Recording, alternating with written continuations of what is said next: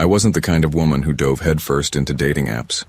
For years I told myself they were shallow, a place where people lied about their height, posted photos from 5 years ago, and swiped away real conversations like candy wrappers. I liked control, order, predictability. I was 31, a teacher's assistant at an elementary school in Charlotte, North Carolina, and the most exciting part of my week was my Thursday night yoga class. My friends told me I needed to put myself out there. My mom worried I'd end up alone with too many cats. So one evening, after a glass of cheap Pinot Grigio and way too much scrolling through Instagram couples on vacation, I gave in. I downloaded Bright Match, one of those apps that promised authenticity, not hookups. I filled out my profile with care, 2 pictures where I wasn't overposing, a quick line about being a bookworm, and a safe list of interests: hiking, coffee shops, and 90s music. I wasn't expecting much. A few awkward conversations, maybe a polite dinner or two. That was until I matched with Ethan. His profile picture was simple, him in a navy sweater, leaning against a stack of books. He wore glasses, had an easy smile, and described himself as a high school English teacher who still thinks about joining a garage band. He wasn't movie star handsome, but something about him seemed approachable. Safe. The kind of man you could bring home to your mom without hesitation. Our first conversation hooked me. He asked questions, not the surface level, wide or you up. Nonsense, but real ones. What was my favorite novel? Did I think cinnamon rolls counted as breakfast or dessert? Had I ever gone on a spontaneous road trip? He was funny without trying too hard, attentive without being pushy. For a week, we texted late into the night. He sent me photos of his dog, a golden retriever named Max. I shared stories about the kids in my classroom and how they mispronounced spaghetti in hilarious ways. He made me laugh. I caught myself checking my phone every few minutes, hungry for the little chime that meant he'd replied. By Friday, he asked me out for coffee. I hesitated, remembering the rules I promised myself. Always meet in public, always tell someone where I was going, and always drive myself. Still, I said yes. We chose Bean Brew, a cozy coffee shop downtown. When I arrived, Ethan was already there, leaning against the counter, waving when he saw me. He looked just like his pictures, maybe even better in person. We talked for 2 hours straight. He told me about teaching To Kill a Mockingbird to high schoolers who couldn't stop laughing at the name Scout. I told him about my failed attempt to make homemade sushi. It was easy, normal. When it was time to leave, he insisted on walking me to my car. I didn't think much of it. It was late, and the streets were quiet. But when I slid my keys into the lock, I heard footsteps behind me. Heavy, close. My heart jumped. But Ethan was still standing 10 feet away, phone to his ear, smiling as if nothing was wrong. "Everything okay?" he asked, slipping his phone back into his pocket. "Yeah," I lied, forcing a smile. "Just thought I heard something." I drove home that night replaying the sound of those footsteps in my head, telling myself it was nothing. Just nerves. Just the echo of my own shoes on the pavement. I wanted to believe that. The following week was a blur of lesson plans, grocery runs, and long evenings grading homework. Ethan kept texting me, little check-ins that felt sweet at first. "Good morning, hope your day goes well." Or, "Did you ever finish that book?" I liked the attention. It had been a long time since anyone cared enough to ask. But then I started noticing things. It began with the Garberry black SUV. The first time it was parked across the street from my apartment complex. Lights off, engine running. I brushed it off as coincidence. By the third night in a row, it wasn't coincidence anymore. The same SUV, the same spot. I told myself not to panic. Maybe it belonged to a neighbor. Maybe someone liked to sit in their car and listen to the radio. Still, my gut tightened. Then came the notes. The first one was tucked under my windshield wiper. "Pretty smile today." I stared at it in the dim parking lot light, my stomach sinking. Who had seen me? When? The second note arrived 2 nights later. I know when you're alone. I froze on the sidewalk, note trembling in my hand, every nerve in my body screaming. This wasn't a sweet gesture. This wasn't harmless. This was someone watching me, someone who knew my routines, my moments of vulnerability. That night, I texted Ethan. Hey, weird question. You haven't been around my place, have you? He replied almost instantly. Why do you ask? I stared at the screen, debating whether to say more. Finally, I typed, There's been this SUV outside my building and some notes. A pause. Then, don't worry, that was me. I just wanted to make sure you got home safe. My blood ran cold. You followed me? I typed, fingers shaking. Yeah, but it's not what you think. I was just making sure you weren't in danger. I care about you, Samantha. Isn't that what women want? A guy who looks out for them? I didn't reply. I couldn't. My chest felt like it was caving in. When my phone buzzed again, his words made my skin crawl. Don't be mad, I just see you, the real you. I barely slept that night. Every sound outside my window felt amplified, every shadow a threat. And when I glanced out at 2 a.m., the SUV was still there, waiting. By Wednesday, the notes multiplied. One on my windshield, another slipped under my doormat, each one more unsettling than the last. You shouldn't leave your window open. Red looks good on you. I told myself to confront him. Maybe he didn't realize how terrifying this was. Maybe he thought it was romantic. I texted, Ethan, this has to stop. It's crossing a line. He called me within seconds. I almost didn't answer, but my hand betrayed me. Sam, his voice was calm, too calm. Why are you making this a big deal? I'm just protecting you. Don't you see how vulnerable you are living alone? Following me home, watching me. That's not protection, it's stalking. He chuckled, low and dismissive. Stalking is what creeps do in the movies. This is different. This is love. I'd never hurt you. I wanted to scream, but my throat tightened. If you don't stop, I'll call the police.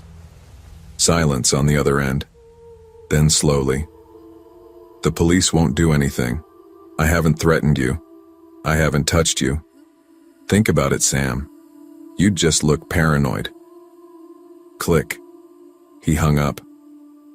That night, I pushed a chair against my front door and clutched a kitchen knife in bed.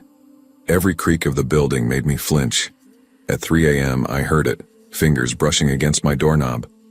When I checked through the peephole, the hallway was empty, but taped to the door was another note. We belong together. By Friday, I was unraveling. I told my coworker Jenna about Ethan, voice shaking as I explained the notes and SUV. She stared at me, horrified. You need to go to the police, today. I was embarrassed.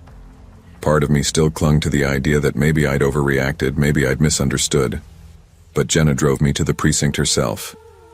The officer at the desk listened patiently, but frowned. Has he threatened physical harm? Not directly, I admitted. But he's been following me, leaving notes, trying to get into my building. The officer sighed, scribbling on a form. We'll file a report. If he escalates, call us right away. In the meantime, change your locks, get a security camera if you can. It wasn't enough. It felt like a band-aid on a bullet wound. That night, I heard banging on my front door. Hard, deliberate. My heart raced as I grabbed the phone and dialed 911. Through the door, his voice echoed, calm but insistent. Sam, open up. Stop pretending you don't feel it too. Police are on their way, I shouted. The banging stopped. Silence. By the time the cruiser arrived, the hallway was empty. But the officers found fresh scratches near the lock, evidence he'd tried to force his way in. Ethan vanished after that night. The police increased patrols around my block, and I stayed with Jenna for a week.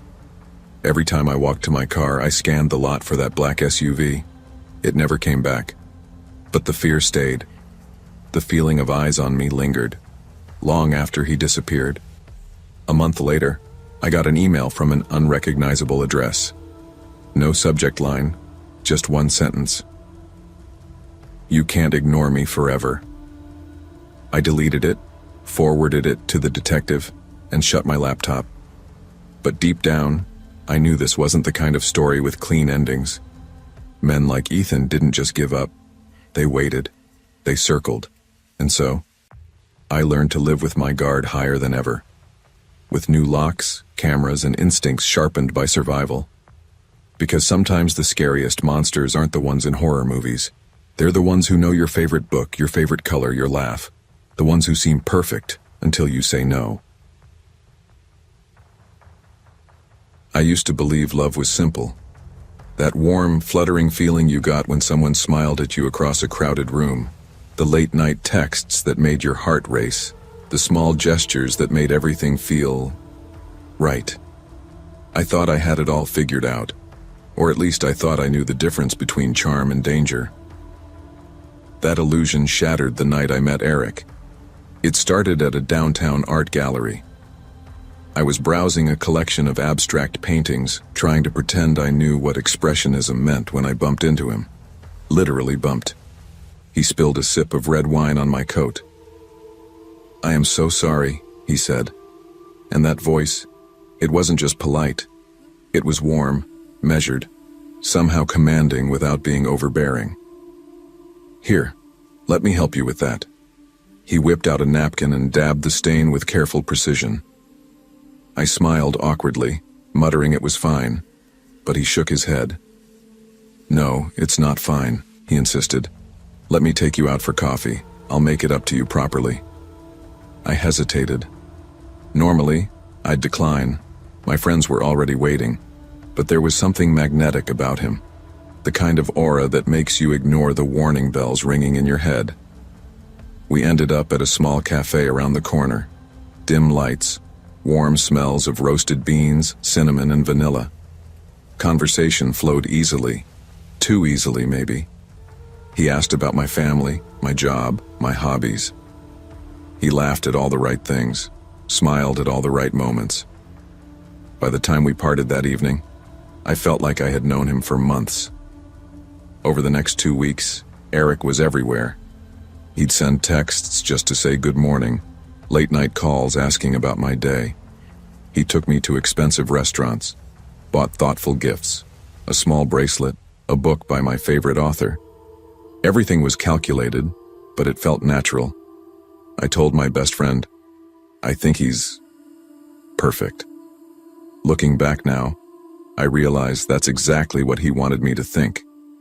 The first hint of something off came almost innocuously. Eric asked me to share pictures, just casual selfies, nothing risque at first. "I just want to see your smile," he said.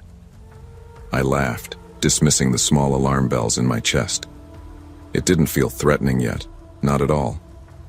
Then came the texts that weren't playful. "You didn't answer my last text. Are you mad at me?" they read. Then, "I saw you were online. Why didn't you reply?" I felt my stomach twist. Eric seemed to expect my constant attention. The real shock came one night, 2 weeks in. We were sitting on my couch, a movie playing quietly in the background, when he leaned closer and said casually, "I need to show you something."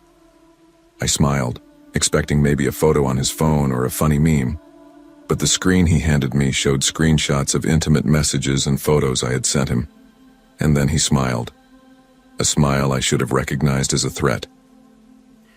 "You wouldn't want your family to see these, would you?" His voice was soft, almost affectionate, but my stomach dropped. "All you need to do is send me what I want. A little money. Easy." I froze. My mind spun. Was this a joke? A test? But the next message was more specific. He had listed my relatives' names, their Facebook accounts, everything. He had been watching me from the very beginning. I remember shaking, my hands trembling, my chest tightening like someone was squeezing it. I wanted to scream, to push him away, but my body refused to move. I didn't know then that this was just the beginning of a calculated plan to control, humiliate, and extort. Over the next few weeks, my life turned into a blur of fear and paranoia. I stopped answering my phone. I didn't open messages from unknown numbers. I avoided social media. Every knock on the door, every unfamiliar car passing my house made my heart race. I confided in my sister Emma one rainy night. "He's blackmailing me," I whispered, voice breaking.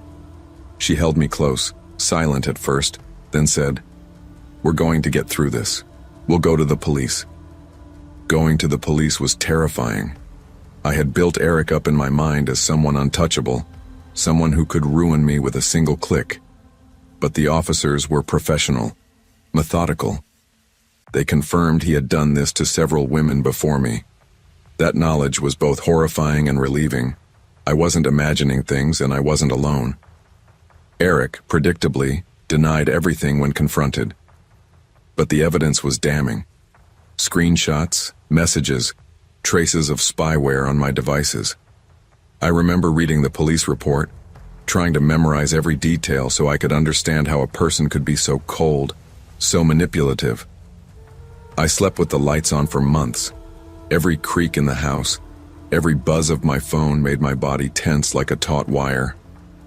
My friends tried to reassure me, but nothing could erase the feeling that my privacy had been stolen, that the intimacy I had shared in trust had been weaponized. I felt violated, humiliated, and angry. But slowly I realized that fear wasn't the only thing I could feel. I could also feel resolve. I could fight back. I could reclaim my life. The process of rebuilding wasn't quick. I changed phone numbers, emails, passwords, even some social media accounts. I moved apartments, got therapy, learned self-defense, and tried to remind myself that Eric's power over me ended the moment I chose to reclaim it. Therapy helped me confront my feelings, guilt, shame, embarrassment. I realized that what had happened wasn't my fault. I hadn't done anything to deserve it. Eric was the predator. I was his target. I also reconnected with friends, allowing them back into my life slowly.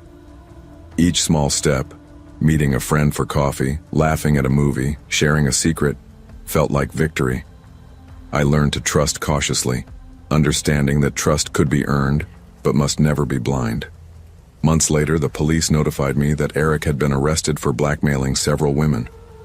The charges didn't erase the trauma, but they validated my experience and gave me a sense of closure. For the first time in a long time, I felt safe again. Looking back, I can see the signs now that I missed in real time. His charm, his attention, his insistence on access, all tactics of manipulation. I had fallen into a trap meticulously set by someone who understood how to exploit trust. But surviving taught me something crucial. Fear is temporary, but awareness and resilience last a lifetime. I've since become an advocate for online safety and privacy. I talk to friends, co-workers, even strangers about digital boundaries, about how to recognize manipulative behavior before it escalates. I don't want anyone else to feel the same terror I felt. It's hard to explain how betrayal feels when it comes from someone who seemed perfect. It's a unique kind of pain, one that leaves invisible scars. But it's also a lesson in strength. You realize how capable you are of surviving and thriving even after your sense of safety has been shattered. I also learned that true sophistication, generosity, or charm is never paired with control, threats, or fear. If it comes with pressure, secrecy, or manipulation, it's not love. It's danger. And danger is best faced with knowledge, support, and action. I don't carry fear like I used to. I carry vigilance, understanding, and a quiet strength that comes from surviving someone who tried to break me. And above all, I carry the lesson that being cautious, protective of your privacy, and aware of red flags isn't paranoia. It's self-respect. Predators often hide behind charm and attention, exploiting trust to control and manipulate. Protect your personal boundaries, be wary of sudden intimacy, and never allow fear to silence you. True safety comes from vigilance, support, and the courage to reclaim your life when it's threatened. I never considered myself unlucky in love, or unlucky in life for that matter. I grew up in a quiet suburban neighborhood, the kind where everyone knew your middle name and your dog's name too. My parents were the steady type, the ones who believed hard work, a solid career, and common sense could solve most problems. I followed the plan. College, a decent job, a few hobbies, and a small but loyal circle of friends. I wasn't flashy, I wasn't extraordinary, but I was content. That is, until Claire entered the picture. It started innocuously enough, swiping through an app on a lazy Tuesday night. Her profile picture stopped me cold. Sun-drenched hair, a smile that seemed to know every secret of the world, eyes that didn't just look at you. They measured you, weighed you, maybe even judged you. I felt an odd combination of awe and nervousness. Her bio was light, flirty, adventurous. "Let's chase sunsets and bad decisions," it read. We matched almost immediately. I couldn't believe it. She messaged first. "Hey stranger, you seem safe, but I bet you've got a secret wild side." I stared at my phone, heart pounding, and typed back something witty, something clever, that I'd later forget as soon as the words left my fingertips. She responded quickly, and just like that, we were talking every night. Our first date was at a little rooftop cafe downtown. She was even more magnetic in person. Every laugh, every tilt of her head made me feel like I was falling through something I shouldn't be. Something dangerous, maybe, but intoxicating. We talked about music, travel, college days, the mundane trivia of life. And I laughed more than I had in weeks. The second date was dinner at a small Italian place. I arrived early and found a table near the window, hoping to look casual and confident. She came in, sun hat tipped just enough to hide her sunglasses, and I swear the room felt warmer. We ordered, we talked, and I was convinced this was the start of something real.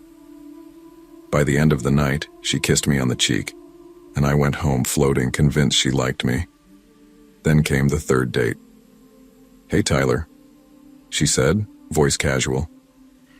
"My friends are throwing a little party tonight, you should come." I didn't question it. I wanted to believe. I dressed carefully, picked a shirt I knew looked good in dim lighting, and arrived at the address she texted. The door swung open, music pulsing from inside, laughter spilling onto the sidewalk. I hesitated, but Claire waved me in with that same magnetic grin. I should have left then. I should have trusted the tiny nagging voice at the back of my mind that whispered, "This doesn't feel right." But I didn't. Inside, I realized quickly it wasn't a party at all. It was a setup. A group of her friends circled me, phones pointed like cameras, grinning, laughing. She whispered into someone's ear, then turned to me, her grin now sharper, more predatory. "Surprise," she said. "Hope you like being famous for a minute." It hit me slowly, like cold water. This wasn't a joke we shared. This was about me. Me believing she was interested. Me thinking I had a chance.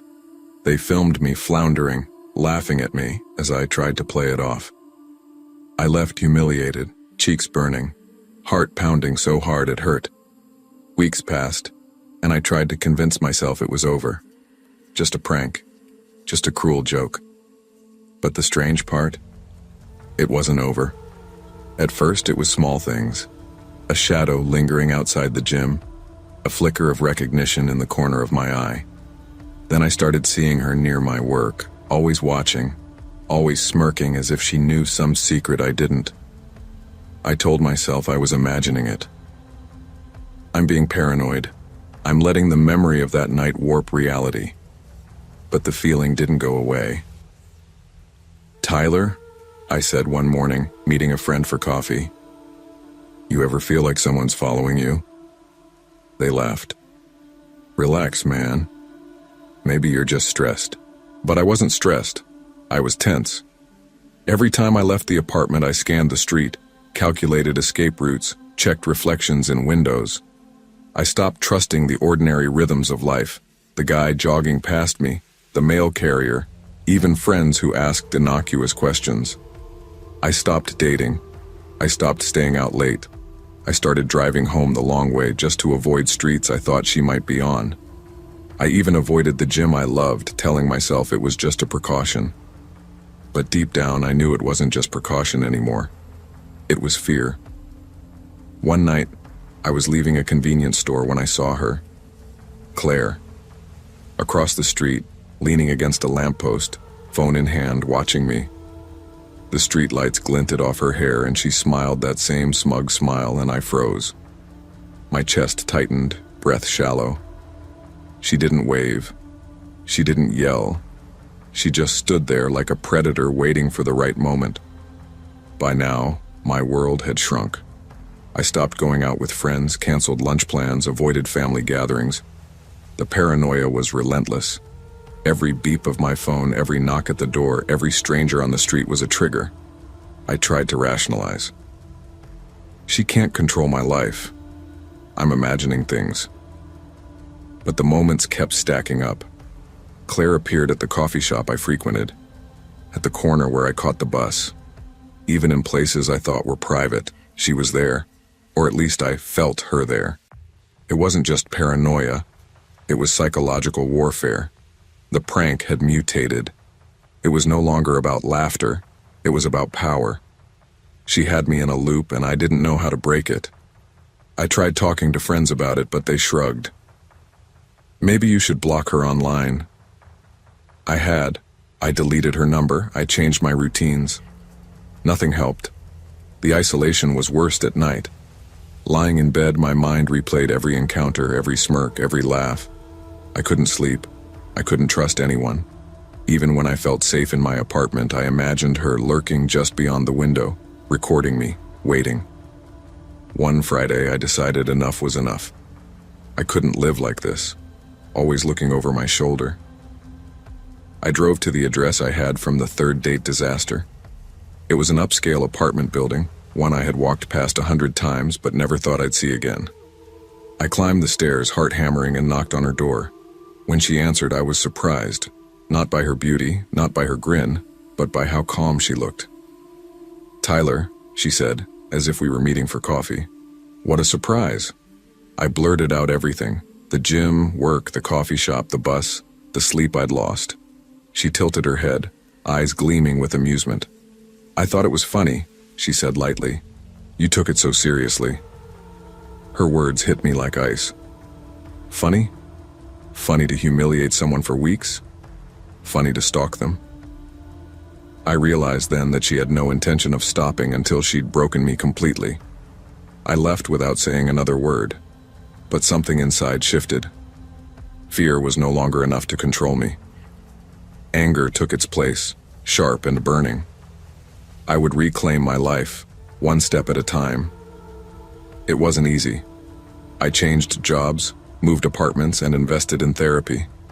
I joined new social circles, built routines that were my own, and gradually, the paranoia receded. Claire didn't vanish from my memory overnight, but she became a reference point, not a shadow.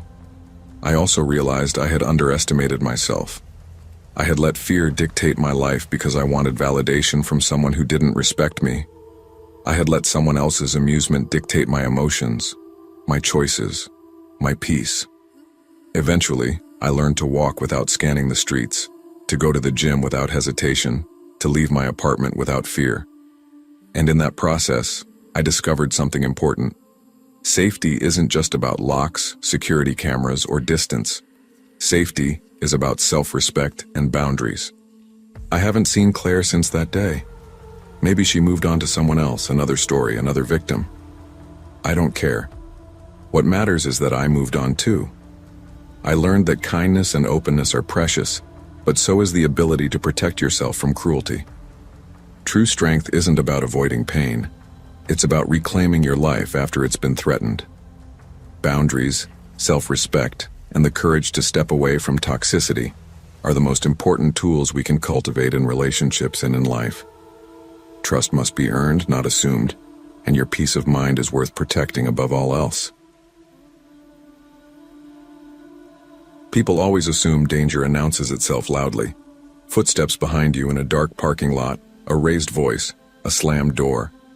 But the kind of danger I met crept in softly, disguised as comfort. I was 32, living in a modest apartment in Raleigh, North Carolina. My life was quiet. Work at the publishing office during the day, Netflix at night, the occasional weekend brunch with friends. I wasn't unhappy, but I wasn't really living either. The truth was, I'd been drifting since my father died 6 years earlier. He was the one person who made me feel grounded. Since then, I'd never quite found my footing. That's probably why I downloaded Soul Match. Loneliness is a sharp ache, and after watching 2 co-workers get engaged back-to-back, I figured I might as well try. My profile was plain, a picture from a hike, one at a friend's wedding, and a short bio about loving old books and iced lattes. That's how I matched with Daniel. His profile was simple, no shirtless selfies or flashy cars. Just him in a button-down shirt, warm smile, holding a coffee mug. He wrote, "Therapist, listener, I believe everyone deserves to be heard." From the first message, he felt different. No cheesy pickup lines, no pressure. Instead, he asked, "What was your childhood like?" I laughed at the screen. Jumping straight into the deep end? He replied, "I don't like shallow." Over the next week, our conversation stretched for hours. He didn't just ask about my favorite movies, he asked about my fears, my earliest memories, my dreams. And when I answered, his responses were calm, measured, like he was building a map of me. It felt safe. It felt like therapy. Except this time, he was also interested in me as a woman. His voice, when we finally talked on the phone, was soothing, deep but not intimidating, the kind of voice you want to trust. When he said, "I feel like I've known you forever," I believed him. The first time something unsettled me, it was subtle. We were talking about my father. I told Daniel how he used to build birdhouses in our backyard, humming old country songs while sanding the wood. I admitted how much I missed that sound. Daniel was quiet for a moment before saying, "Your father must have told you, measure twice, cut once." He sounds like that kind of man. I froze. That exact phrase, my father's phrase, wasn't in the story I told. It was something only he used to say, usually when I rushed through homework or tried to bake cookies without reading the recipe. I hadn't posted it online, hadn't shared it with anyone in years. "How did you know that?" I asked. Daniel chuckled softly. "It's just something dads say. A safe guess." I wanted to believe him. And maybe I would have, if it hadn't kept happening. Another night when I admitted I hated thunderstorms because they reminded me of a childhood house fire, he whispered, "You used to hide in the closet with a flashlight, didn't you?"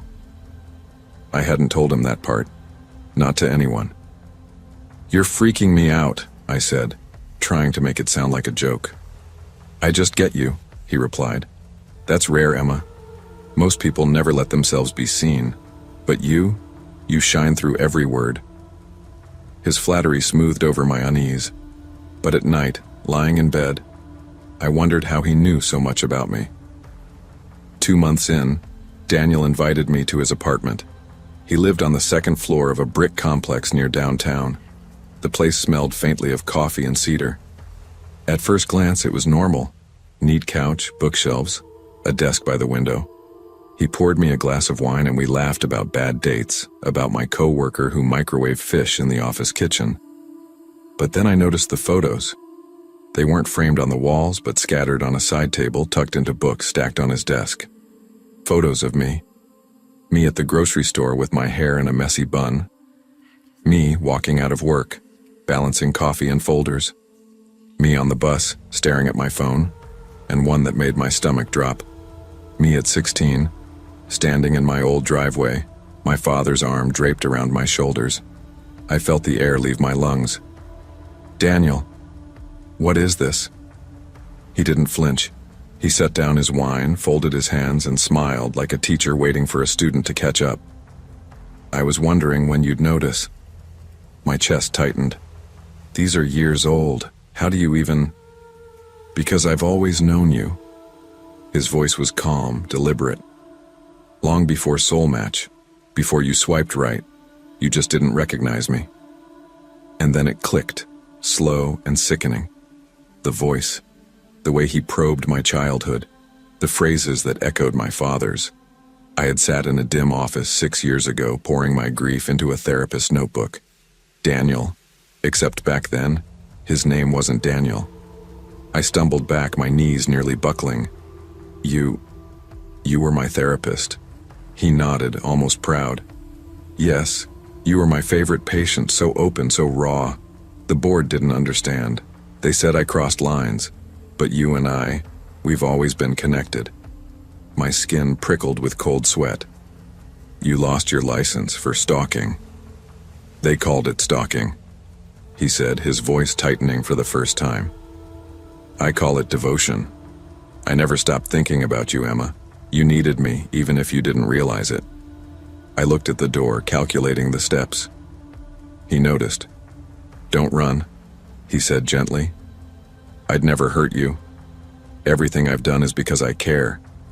I've watched you struggle, bury yourself in loneliness. I'm the only one who really knows you." I forced myself to speak, though my throat was dry. "Knowing me doesn't mean owning me."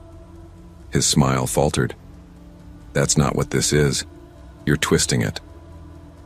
"Am I?" My voice cracked, but I pushed through.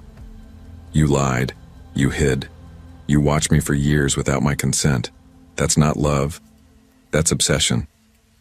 The room was silent, heavy. Then he whispered, "You'll understand. In time." I didn't wait for time. That night I pretended calm.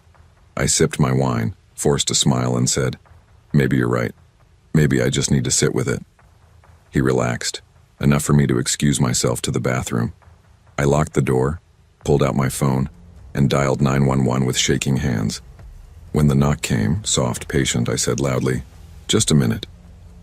Minutes later, red and blue lights flashed outside the window. Voices shouted. Daniel's calm mask cracked for the first time. "Emma, what did you do?" His voice wasn't soothing anymore. It was sharp, angry. I slipped past him as the officers pounded on the door. My legs carried me faster than my fear. Daniel was arrested that night. The photos, the surveillance, the years of obsession, they had evidence now. But the scars he left weren't physical. They were the kind you carry in silence, the kind that whisper every time you trust someone new. Love and therapy share a dangerous similarity. Both require trust. But trust is sacred. It cannot be demanded, manipulated, or stolen. Emma's story shows us that anyone who seeks control through knowing everything is not offering love or healing, but possession. Protect your boundaries, believe your instincts, and never confuse obsession with care. Real love honors freedom, not fear. I had always been cautious about dating apps. The idea of scrolling through endless faces, profiles polished to perfection, always felt shallow. Yet, after my last relationship ended badly, I found myself swiping one night while half watching a documentary on serial killers. A morbid contrast, I realize now. That's when I saw Lily. Her profile was simple. A few photos, soft lighting, her eyes looking down slightly, almost shy. Her bio said she loved books, quiet coffee shops, and walks by the river. She was warm, approachable, and something about the slight nervousness in her smile made me want to meet her. I swiped right. We matched instantly, and soon we were messaging back and forth. Her texts were slow, thoughtful, often apologizing if she didn't respond quickly. "Sorry, I'm difficult sometimes," she would write. I laughed it off, thinking she just had social anxiety, and replied, "Difficult is fine." Our first date was at a small local cafe. She was exactly like her profile, polite, soft-spoken, with a faint blush that came easily. We talked about books, movies, and small things like the shape of clouds or the music we loved. At the end of the night, I felt something I hadn't felt in a while. Comfort. I walked her to her car and told myself I'd see her again. The second date was similar, although slightly more personal. We shared a slice of pizza and wandered along a quiet park path. She laughed nervously at her own jokes, and I found myself smiling constantly, caught in the ease of her company. By the third date, I thought I understood Lily, or so I believed.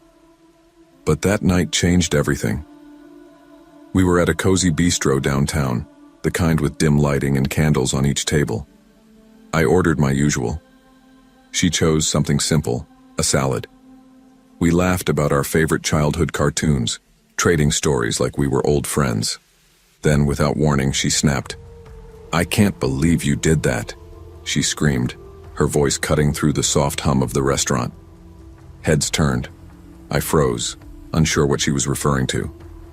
"Why would you even—" She stopped abruptly, eyes wide, then blinked, took a deep breath, and continued in a soft, apologetic voice. "I'm sorry. I don't know what came over me."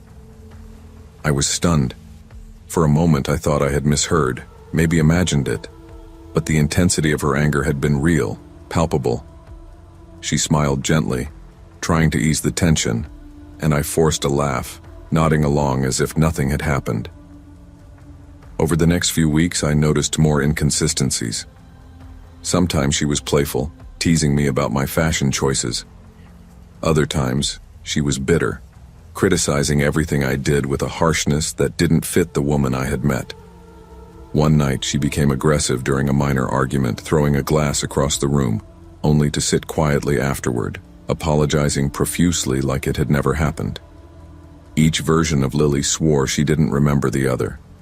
I began keeping a mental log, trying to reconcile the discrepancies. It was exhausting, confusing, and scary, but a part of me still wanted to believe in the warm, shy girl from the first date.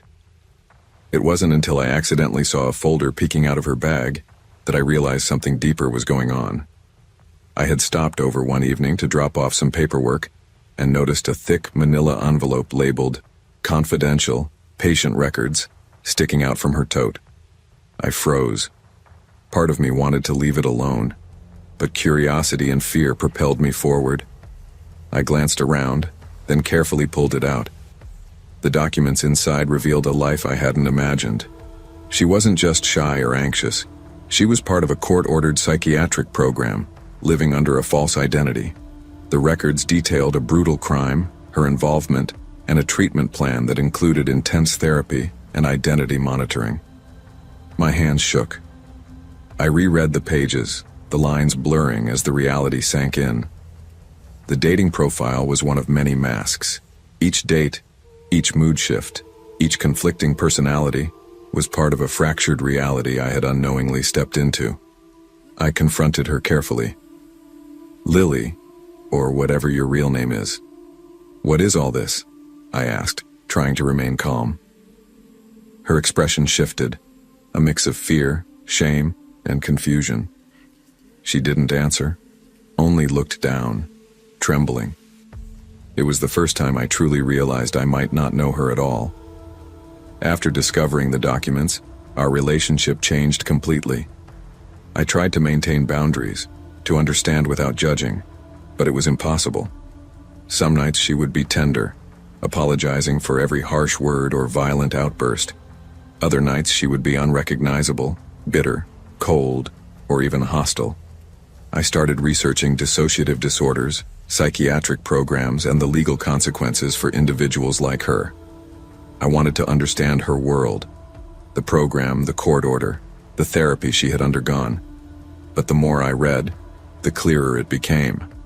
I wasn't equipped to handle this alone. I suggested therapy for couples, or even individual therapy, but she refused. Not out of malice, but confusion, fear, and memory gaps. I began to realize that any normal relationship was impossible. Loving her meant acknowledging that parts of her existence were controlled by systems, memories, and trauma beyond her own control. One night, after a particularly tense argument where she had switched personalities mid-conversation, I finally said, "I can't keep doing this. I care about you, but I can't love someone I don't know." She didn't argue. She simply cried, the different fragments of her pain visible in her expressions. Breaking up with her was one of the hardest things I've ever done. Part of me still missed the shy, warm, apologetic Lily from the first date. But reality had forced me to accept the truth. She wasn't a person I could love in a traditional sense. Loving her required navigating psychiatric complexities I wasn't trained to manage, and it wasn't fair to either of us. Afterward, I reflected on everything that had happened. The deception wasn't malicious in the way most people assume. It was survival. A woman fractured by trauma, trying to exist within legal boundaries, hiding behind layers of carefully constructed identities. And yet, it taught me something about human complexity, empathy, and boundaries. I now understand the importance of observing patterns, respecting personal safety, and recognizing when circumstances are beyond one's ability to help. Sometimes, the kindest action is stepping back, not out of judgment, but self-preservation and understanding. I still think of Lily occasionally, wondering which fragments of her had found peace, which had struggled, and whether she was finally able to reconcile the conflicting selves within her. But I've learned that some relationships exist only as lessons, and mine taught me more about boundaries, empathy, and caution than any ordinary romance ever could. I've always been careful when it comes to dating. Not overly cautious, but cautious enough to avoid mistakes. Public spaces, group outings, no private addresses shared too soon. My friends joked that I was paranoid, but I called it prudent. After all, the stories were everywhere. People pretending to be someone they weren't, relationships that started online and ended in fear. I wasn't about to be a statistic. Still, when Daniel's profile popped up, I swiped right almost absent-mindedly. He had a casual, friendly smile in every photo, and his bio was thoughtful without being over the top. Loves coffee, weekend hikes, dogs, and bad sci-fi movies, it read.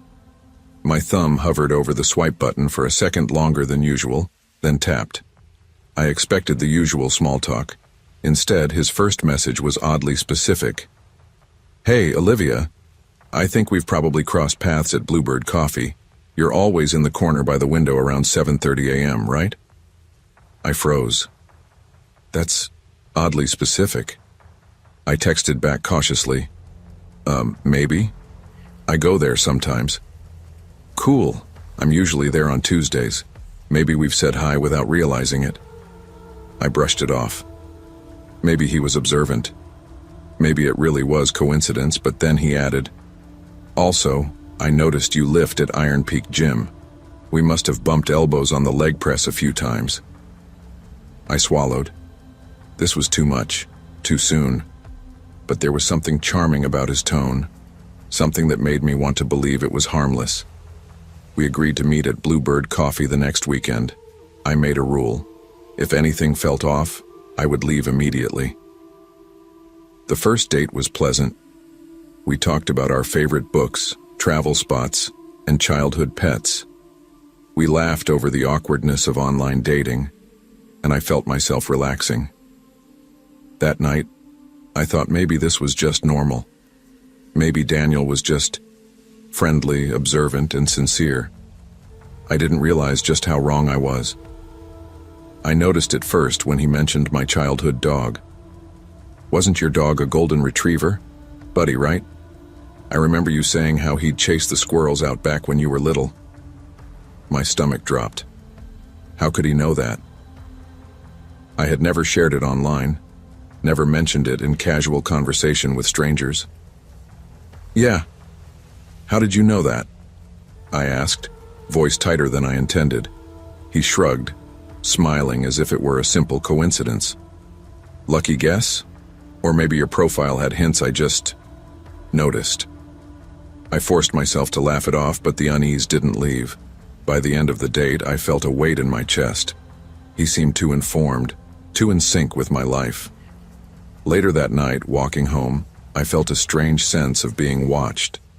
I brushed it off as paranoia until I caught a figure in a storefront reflection. Him, trailing at a distance, just far enough to be hidden if I turned abruptly. Daniel? I called, half expecting it to be coincidence. He stepped out from behind a lamppost, hands raised innocuously. Hey, I didn't mean to scare you. My heart hammered.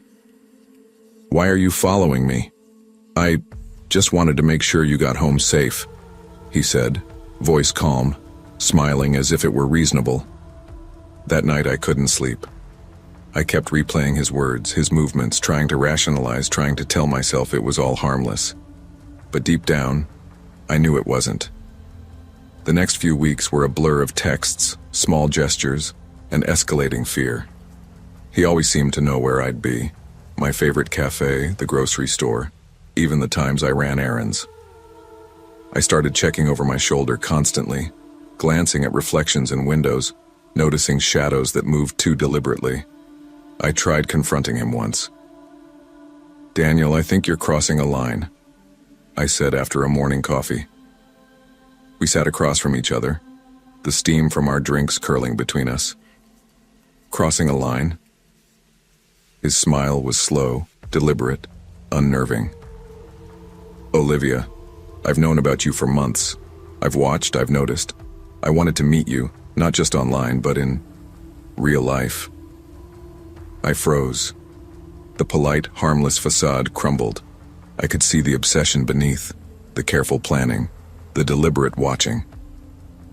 "You followed me," I whispered, voice trembling. He nodded. "I created a profile just to get close to you. I saw you at the gym, in the park, at the cafe. I wanted to be the one you'd notice." I felt cold, trapped, 1,000 alarms ringing in my head. Every smile, every joke, every seemingly innocent observation now had a sinister edge.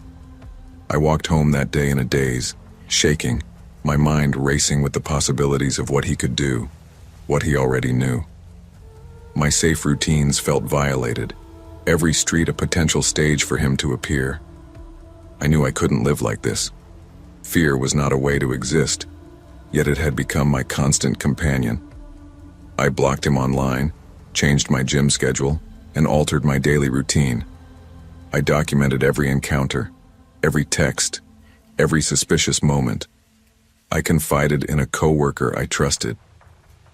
"I think he's obsessed," I admitted quietly, showing screenshots and timestamps.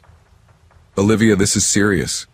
You need to tell someone, police, security, whoever," she said, concern etched in her face. I made the call. Reporting stalking wasn't as simple as it sounded. The officer took my statements, gave me advice about restraining orders, but explained that without a direct threat, action was limited. Still, it was a start. I also strengthened my personal safety. Self-defense classes, GPS tracking on my phone, new locks. Every precaution helped me regain a sense of control. Slowly, fear turned into preparation, helplessness into empowerment.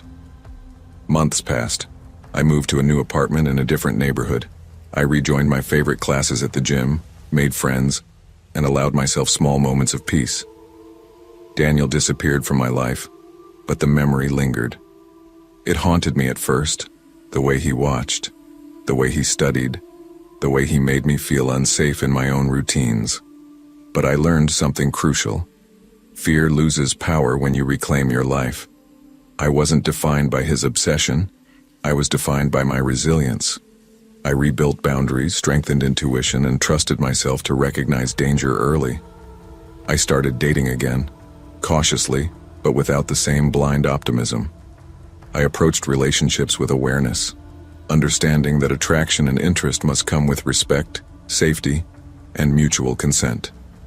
The experience left scars, yes, but it also left lessons, vigilance, self-respect, and the courage to act when someone violates your boundaries.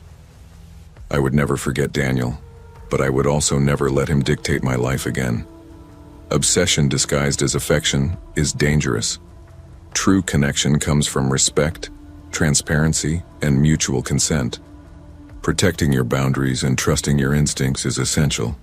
Your safety and peace of mind are always worth more than validation from anyone else.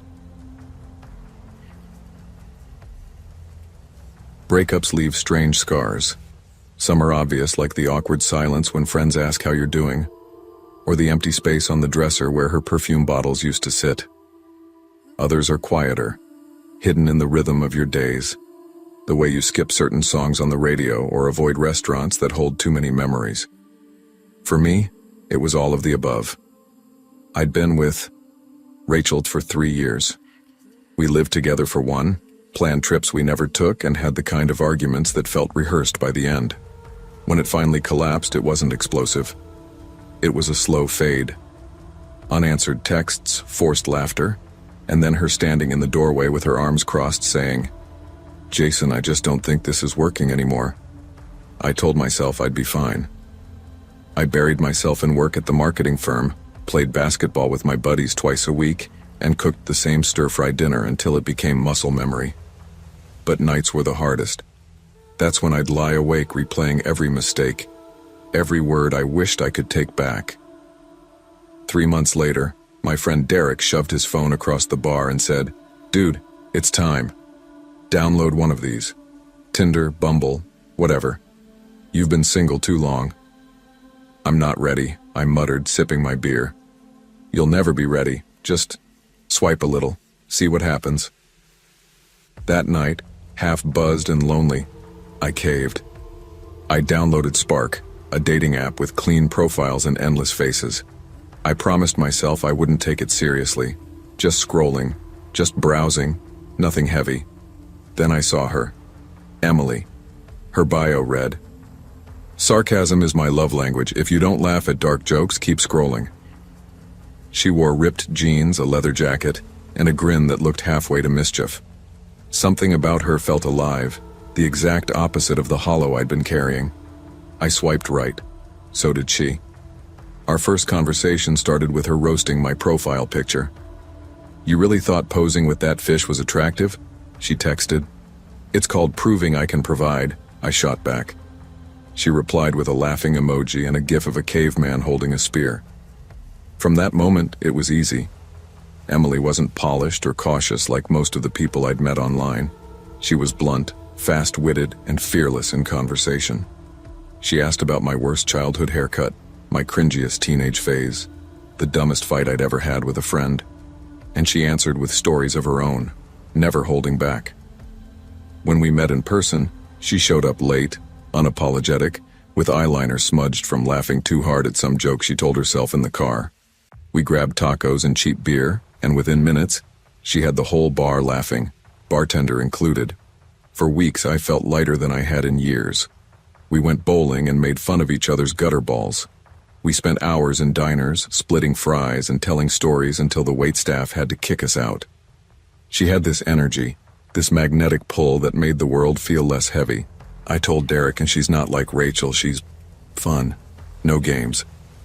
He smirked. "Finally, you deserve a win." I thought I'd found one.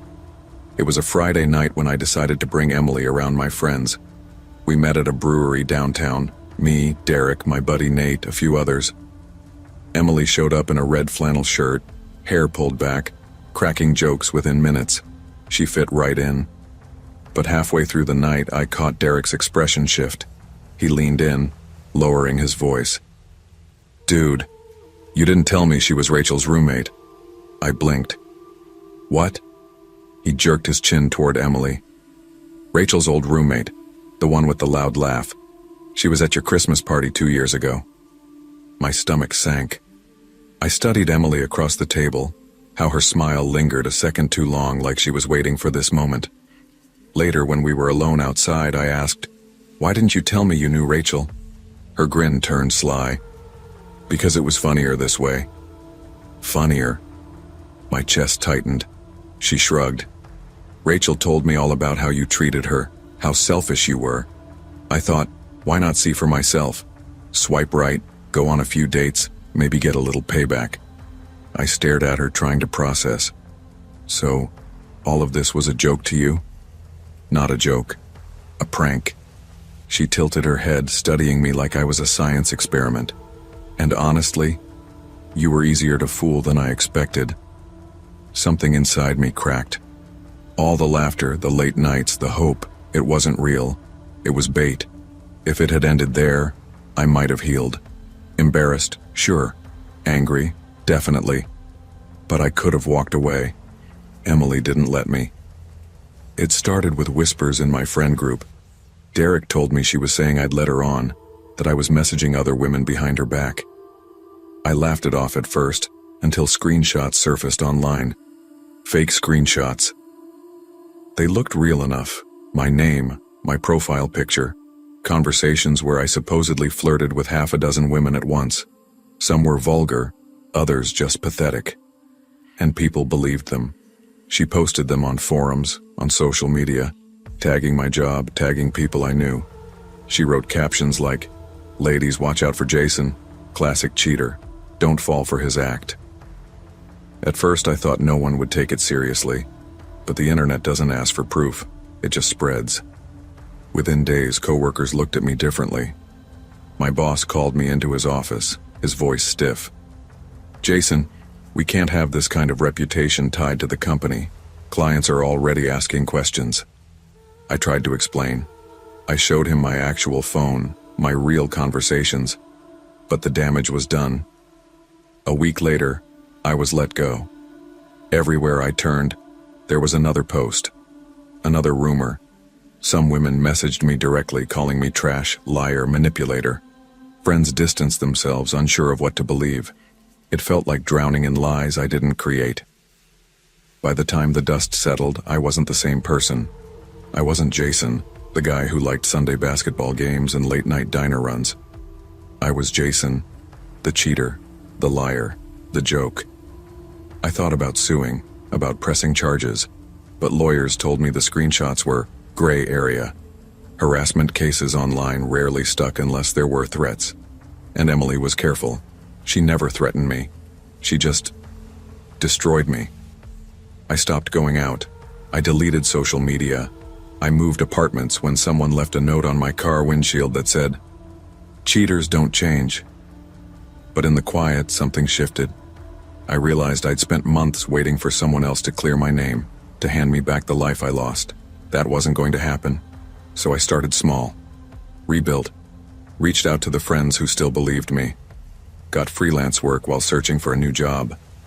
I told my story when people asked, no longer with shame, but with blunt honesty. Yeah, I was set up. She lied. She spread things that weren't true. It ruined a lot, but I'm still here.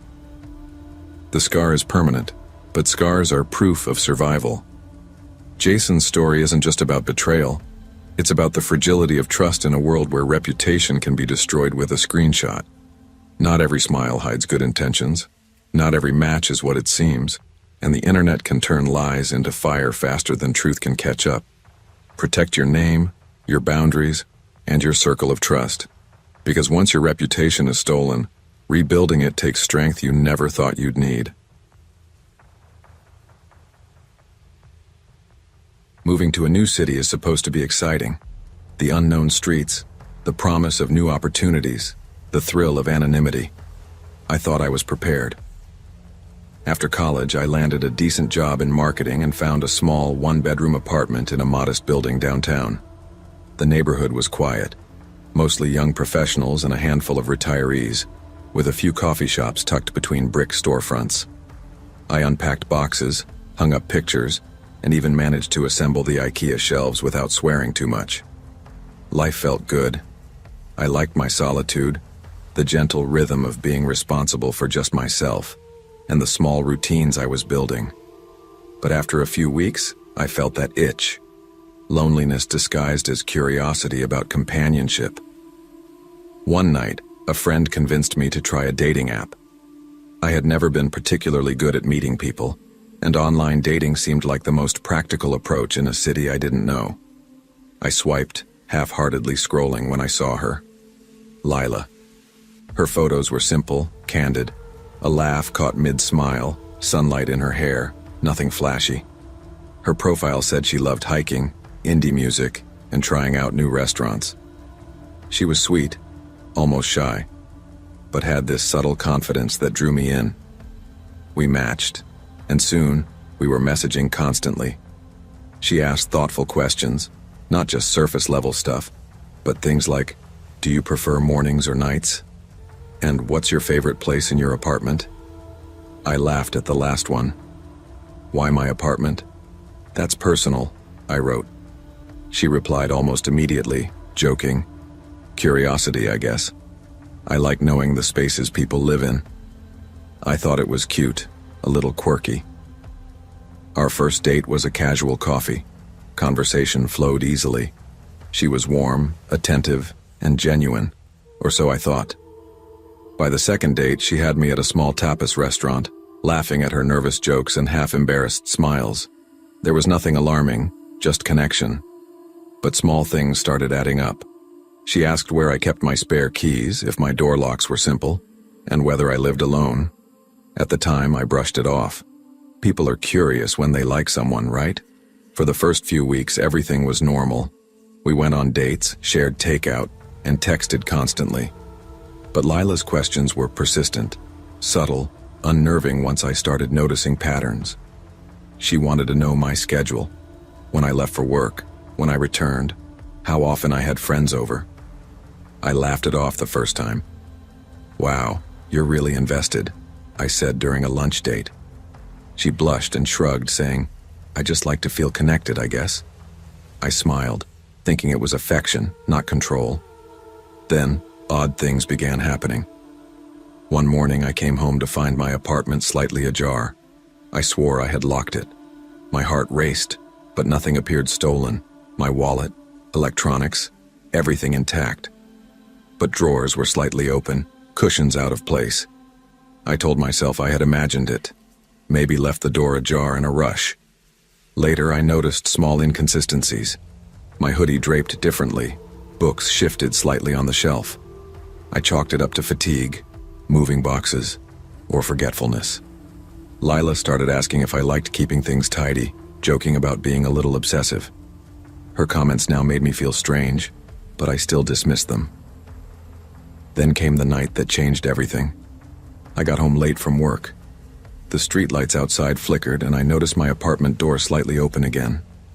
I froze. Adrenaline spiked. I nudged it with my foot, slowly stepping inside. Everything was subtly rearranged. My laptop was on the counter, drawers slightly shifted, and a faint smell of perfume lingered. I called out softly, "Hello? Is someone here?" No answer. My pulse thundered. I started walking toward the bedroom, hearing faint shuffling. At first I thought it was my imagination, but then I heard a soft footstep from the closet. My throat went dry. Slowly, I moved closer and yanked the closet door open. Lila stood there, clutching my spare hoodie, eyes wide, almost guilty. I can't explain," she whispered. I stumbled backward, heart racing. "Explain? Why are you in my closet?" She swallowed, tears forming. "I followed you after our first date.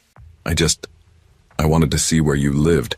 I didn't mean to scare you. I've been watching sometimes. I like knowing you're safe." I stared at her in disbelief. My mind raced, trying to process her words. "You've been breaking into my apartment?" "Yes," she admitted softly. "But I never touched anything important. I wanted to be near you. I wanted to scream, to call the police, to throw her out. But shock had frozen me. I couldn't move. The woman I trusted, the person I had laughed with, smiled at, held hands with, had been living like a shadow in my home. I spent that night pacing, barely sleeping. By morning, I knew I couldn't ignore it. I called Lila. She answered hesitantly, her voice soft.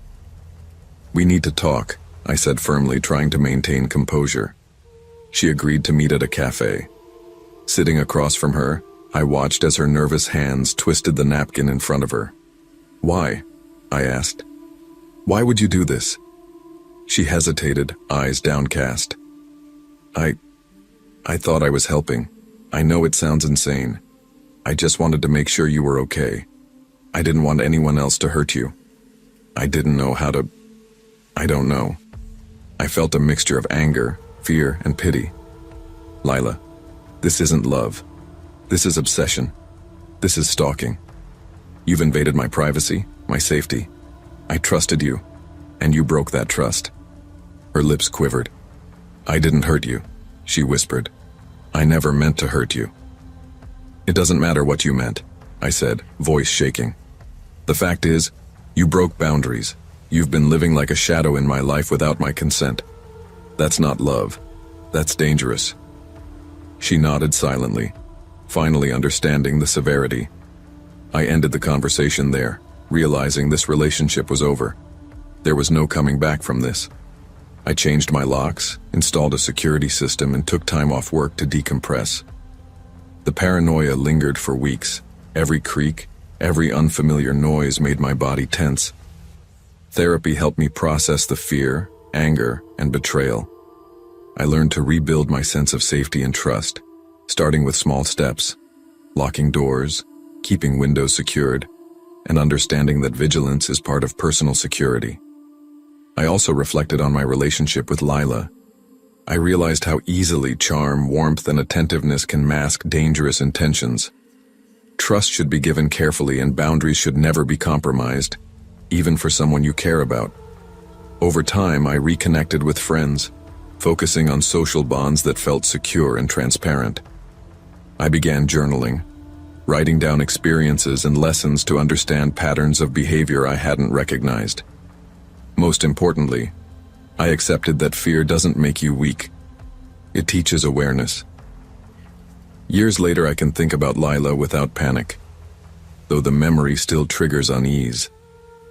It's a reminder that even in what feels safe, danger can lurk, and that trusting your instincts and protecting your personal space is paramount. I've never considered myself unlucky when it comes to dating apps. I'm cautious, sure, but not paranoid. I always met in public, kept my personal details private, and never agreed to late-night meetups with strangers. I thought that was enough to stay safe. Apparently, it wasn't. It started with Haley's profile. Bright smile, a casual pose on a beach boardwalk, hair curling perfectly in the breeze. Her bio was short and sweet: coffee, dogs, and road trips. She messaged first, and we fell into an easy rhythm of texting, light, fun, teasing. Over the next few weeks, we shared stories about work, favorite hangouts, and the small details of our lives. I started to think she was someone I could actually connect with. Then came the date. She offered to pick me up. "I live just a few minutes from you," she said. Her tone was casual, friendly. I hesitated for a moment, but the thought of skipping the ride and coordinating a meeting in public seemed unnecessary. I wanted to believe this was normal dating. The morning of the date, I was careful. Wallet in the front pocket, phone fully charged, car keys in my hand. Haley pulled up in a clean black sedan, windows tinted just enough to obscure her features. She smiled when she saw me. "Hey Marcus, ready for lunch?" she asked. "Yeah, definitely," I said, trying to mask the nervousness I always feel before a first in-person date. The first few minutes of the drive felt normal. We made small talk about work, the weather, and the terrible traffic downtown. But then I noticed something. The car wasn't heading toward the restaurant. Instead of turning onto Main Street, Haley made a right, then a left, taking us down quiet, empty roads I didn't recognize. "Hey," I said cautiously, "is this the way to the restaurant?" Haley laughed, a light casual sound that didn't reach her eyes. "Shortcut. Trust me, it's faster this way." I nodded, forcing myself to relax. Maybe she was right. But my gut tightened, a subtle alarm I chose to ignore at first. The further we drove, the more isolated the roads became. Tall trees blocked the sunlight and small abandoned houses lined the street. The air felt heavier, oppressive. I started to pay attention to the mirrors and the windows. Empty streets, no traffic, no one else around. Haley," I started, trying to keep my voice casual. "These roads, are we still heading to the restaurant?" She smiled again. "Yep, just a few more minutes." I didn't believe her. Every instinct in my body screamed that something was off. I tried to remind myself that maybe she knew a secret route. Maybe this was still normal. Then she made a turn into an abandoned lot. Gravel crunched under the tires as we stopped. I saw shadows moving in the dim light. Several men emerged from the darkness, their faces partially obscured, bodies tense and deliberate. "Haley," my voice cracked. She laughed, a hollow, unnatural sound. "Surprise. Don't worry, it's fine. Just hang out for a second." Panic gripped me. My stomach dropped, my heart pounding as adrenaline surged. Something in her tone, the lack of warmth, the sharpness beneath the casual laugh, shattered any remaining illusions. I had only seconds to react. I opened my door without thinking. Gravel sprayed as my feet hit the ground. "Wait, don't," Haley shouted, but I didn't stop. My hands were shaking, my breath ragged as I ran. I heard footsteps behind me, gravel crunching in sync with mine. I sprinted toward the tree line at the edge of the lot, leaping over fallen branches and rocks. The men shouted something behind me, voices distorted by distance, but I didn't stop to listen. My only focus was getting out alive. I darted onto a side street and looked for a safe place. A house with lights on, a car parked outside. I ran up the driveway and pounded on the door. A man answered, blinking in confusion. "Please, call the police," I gasped, chest heaving. There's a group trying to..." He didn't need more explanation.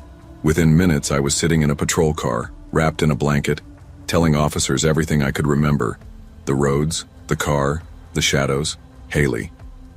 Later, when I checked the dating app, her profile was gone. Not deactivated, gone, as if it had never existed. A sinking realization hit me. This wasn't a date.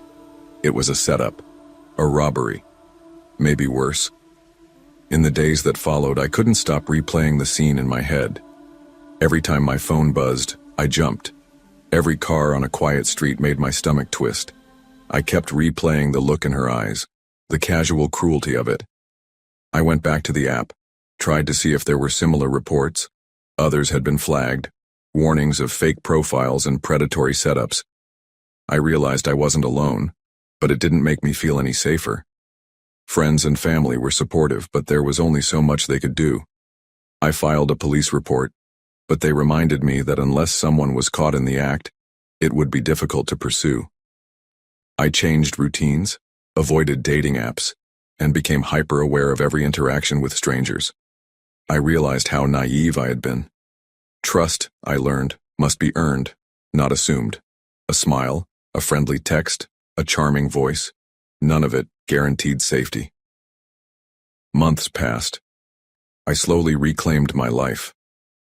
I joined a self-defense class, changed my commuting routes, and rebuilt confidence in public spaces. I didn't return to dating apps immediately. Instead, I focused on small victories, walking home without looking over my shoulder, meeting friends for lunch without paranoia, trusting my instincts when something felt wrong. The memory of Haley remained, a warning etched into my awareness. But I refused to let fear define me. I had survived, and survival demanded more than hiding.